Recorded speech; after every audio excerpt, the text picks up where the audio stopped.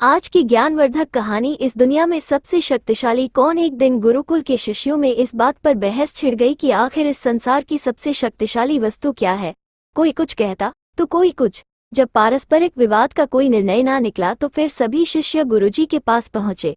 सबसे पहले गुरुजी ने उन सभी शिष्यों की बातों को सुना और कुछ सोचने के बाद बोले, तुम सबों की बुद्धि खराब हो गई है। क्या ये अनाप शनाप निरर्थक प्रश्न कर रहे हो। इतना कहकर वे वहां से चले गए। हमेशा शांत स्वभाव में रहने वाले गुरुजी से किसी ने इस प्रतिक्रिया की उम्मीद नहीं की थी।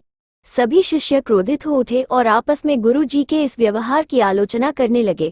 अभी वे आलोचना कर ही रहे थे कि तभी गुरुजी उनके समक्ष पहुंचे और बोले, मुझे तुम सब पर गर्व है। तुम लोग अपना एक भी क्षण व्यर्थ नहीं करते और अवकाश के समय भी ज्ञान चर्चा किया करते हो।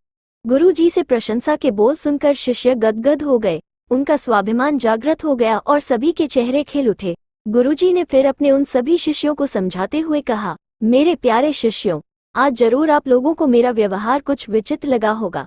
दरअसल मैंने ऐसा जानबूझ आपके प्रश्न का उत्तर देने के लिए किया था। देखिए, जब मैंने आपके प्रश्न के बदले में आपको भला बुरा कहा तो आप सभी क्रोधित हो उठे और मेरी आलोचना करने लगे, लेकिन जब मैंने आपकी प्रशंसा की तो आप सब प्रसन्न हो उठे।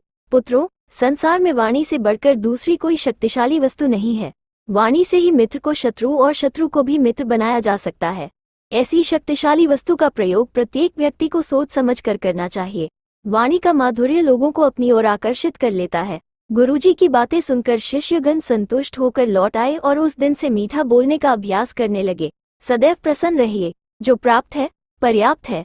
नित्य याद करें शिव परमात्मा को। ओम शांति।